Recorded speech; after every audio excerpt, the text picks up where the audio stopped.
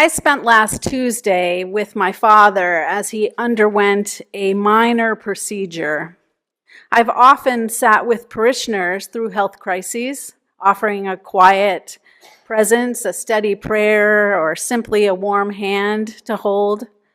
In these moments, my focus is totally on them. I feel wonder at the process. I trust the doctors. I trust the body to do what it can. But with my father, I felt something very different. Anxiety, uncertainty, and that familiar but somehow still disorienting sense of powerlessness. When it's someone we love deeply, the stakes shift. Perhaps you've been there too, waiting on a phone call, standing by a loved one, sitting in uncertainty. These moments don't feel minor at all. And having the time pass so slowly can feel excruciating. The nearly 2 hours of waiting for my father to wake up after the operation and not knowing what was going on, surrounded by the sterility of the hospital's hum, was a mystery that I approached not with curiosity or calm, but with dread. The mystery of the unknown, of what comes next, of what might go wrong, is the same uncertainty many of us feel in our daily lives. The mystery of living in a time that feels so chaotic, so polarized, that we almost can't help but respond with anxiety is what we face. This is the same tension the poet Lawrence Ferlinghetti, a beat poet and activist known for his fierce hope in the face of absurdity, wrote about in that sweeping, aching, poetic poem, I Am Waiting. He names this disillusioned hope, waiting for a world to become something better, something more honest, more beautiful. And he names absurdities and longings, disappointments and dreams. And over again, he returns to the phrase, I am perpetually awaiting a rebirth of wonder. A rebirth of wonder. As if wonder were something we once had and somehow lost. As if it were something that not only will, but must return. And so I ask you today, is wonder not something we wait for, but rather something we create? Is it possible to approach this time we're living in, this era of uncertainty, division, and transition with wonder instead of anxiety? We begin, I believe, by remembering that awe is always available to us if we are willing to notice. The Reverend Gretchen Haley writes, do not fail to be surprised by catching your breath, the quickening of your heart, the fullness of your eyes, that still there might be something new born today. There might be something new born today. Wonder doesn't require a perfect world. It doesn't ask us to fix everything first, lose all our weight, dye our hair. Wonder isn't tidy or rational. It doesn't wait for the news to calm down or for the right party to be elected or for the storm to pass. Wonder only asks for us to be awake. That Tuesday in the hospital, it would have been easy to stay locked in my fear, but I looked at my father's face, someone I haven't been able to spend as much time as I'd like to this year. And I realized I was right there with him. I got to be there with him. And that was wonderful. I saw the curve of his hand resting in mine, familiar and fragile. I listened to the rhythm of the monitors and the footsteps outside the curtain, and I remembered that this moment too, this strange fluorescent lit hand-holding moment, is part of the mystery. Life doesn't pause its beauty while we wait. Even in uncertainty, even in grief, we can lean into wonder. It can be near if we let it. Ferlinghetti waits for a rebirth of wonder, but what if it isn't something that arrives from outside of us? What if it's something we practice? One of my favorite books is Robert Sardello's Freeing the World from Fear. Sardello is a depth psychologist, and his book is rather dense, but he talks about how the world used to be afraid of death, and now it's afraid of terror. And in his book, he invites the readers to a profound inner journey, calling us to shift the orientation of our hearts from fear to love, from anxiety to presence. I was first drawn to this book because the Journal of Spirituality and Practices described his work in this way. Rather than reacting with fear or retreat, Sardello invites us to train the heart to meet the world with reverence. He outlines a path of inward stillness and spiritual attention, where the ordinary becomes luminous. I found Sardello's descriptions clarify how fear narrows our vision and wonder opens us up.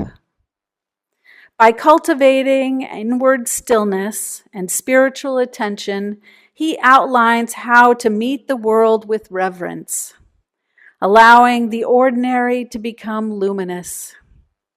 In this way, wonder becomes not just an emotional response, but a way of being, an antidote to the pervasive fear that clouds our ability to see clearly and to love fully. Sardello reminds us that how we see the world changes what the world becomes to us. This insight leads us to the simple but powerful truth that we must practice seeing life differently, not with rose-colored glasses, but with reverent eyes. We can notice the improbability of green grass growing in the sidewalk, or the tree pushing up through the concrete or a rock. We can notice the way a stranger holds the door open with a smile, the way music reaches past language to touch our hearts, the miracle of our breath entering our bodies and leaving our bodies moment after moment without our conscious command. Whenever we pause to shift our gaze from doom to detail, from abstraction to presence, from anxiety to awe, we are rebirthing wonder in our hearts. And this practice isn't abstract. It's very real. It's very human.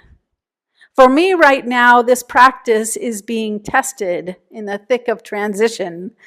Perhaps this is a present problem that I cull and pack and prepare to move.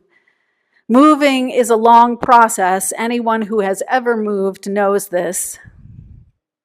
You know the way it unearths not just belongings, but memories, attachments, grief and gratitude and fatigue. Living in one place for so long, the move is not just logistical, it's deeply emotional. It's a process of saying goodbye, of letting go. And when I think about moving in the abstract, it seems impossible, enormous, an unimaginable task. But when I start doing it, when I take one box at a time, one drawer, one decision at a time, none of the tasks are insurmountable. Some even bring joy. The way I can listen to music while I pack and dance around, or listen to a book on tape. I've come across old photos and handwritten notes or objects that remind me of people I've loved and have lost. Some I keep, some I release. All of them are part of my journey. And this is, in its own way, a form of wonder. Finding ways to enjoy life, even the hard parts of life, is a step in rebirthing wonder in my heart. To approach my life with wonder is not to deny its hardship.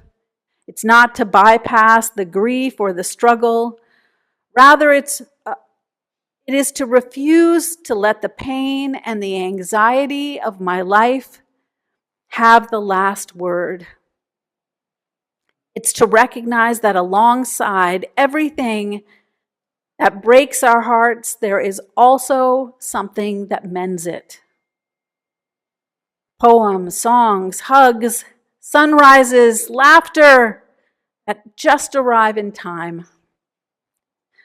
We must become, as Mary Oliver said, the people who say, "Look," and laugh in astonishment and bow our heads.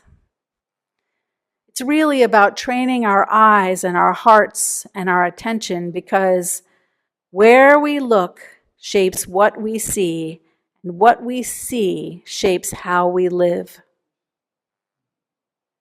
This week, I was reminded of just how essential the practice of training our hearts to see the good is, because when I came home from taking care of my father from Connecticut, on Thursday morning, Jenny and some notable students had already packed the pod with almost all of our belongings, which after a bit of reflection, I realized was an amazing, wonder-filled accomplishment.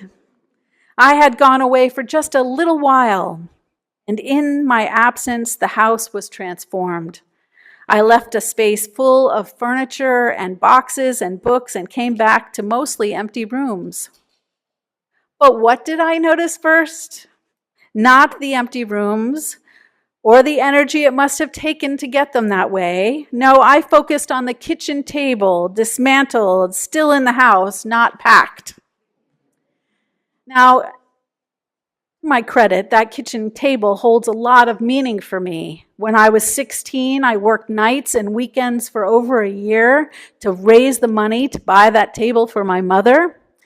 It's round, it's solid, and it carries decades of stories, even of my own family sitting around that table.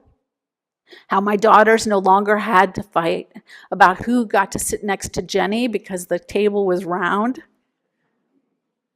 And seeing it apart and not safely stored stirred up anxiety in me. That table became a symbol not of what had been accomplished, but of what had been overlooked. In that moment, I wish I could have come into the house and seen the effort, the care, the help, the transformation. I wish I had responded with wonder. Instead, I responded with worry. That's okay, because wonder is not a constant state. It's a muscle we build. It takes courage and intention to choose it, because wonder means being open to what we don't understand, to mystery, to grace, to the possibility. It means letting go of control. It means replacing judgment with curiosity. And it's impossible to do that all the time. If I had been more aware, if I had paused before reacting, I could have said, wow, there's only this little bit left to do. I could have seen Jenny's kindness in her effort to make the transition easier for me, the person who is in charge of the relocation to begin with. I could have responded with gratitude instead of apprehension. But these moments, all of them, even the mistakes, are small as they may seem, are invitations. Whenever we choose to wonder and choose curiosity over disquiet and tension, we cross what Lawrence Ferlinghetti calls the Great Divide. We come closer to the day that maketh all things clear. And when we do, when we truly live in wonder, we help to remake the world. Each time we choose awe over apathy, presence over panic, we push back the tide of fear. Each time we gather in community, promising again to give, to receive, to forgive, we build a place where wonder is not only possible, but it's inevitable. So this week, I invite you to take one moment each day and notice something beautiful. A leaf, a voice, a moment of kindness. And just say to yourself, look, look, look. To remember that what's hard right now will not always be hard. What's unclear will someday make sense, or at least offer its own kind of wisdom. That we are part of a universe so vast, so beautiful, that we cannot even fully comprehend it. And yet we get to be here now, right now, today. We get to be here right now, today, living in it and breathing in it. Reverend Victoria Safford asked us in our opening words, if such a universe existed and you noticed it, what would you do? What song would come out of your mouth? Friends, wonder is not some far-off thing, not something we have to wait for. It's right here in this breath, in this gathering, in your hands, in your stories, in your songs. Let us be the people who do not fail to be surprised, who do not wait passively for the world to amaze us, but who meet life with open eyes and expectant hearts.